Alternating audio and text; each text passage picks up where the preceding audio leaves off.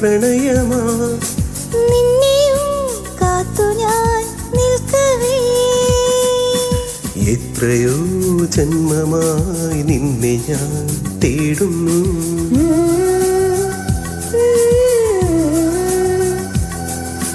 അത്രമേലിഷ്ടമായി നിന്നെയും പുണ്യമേ.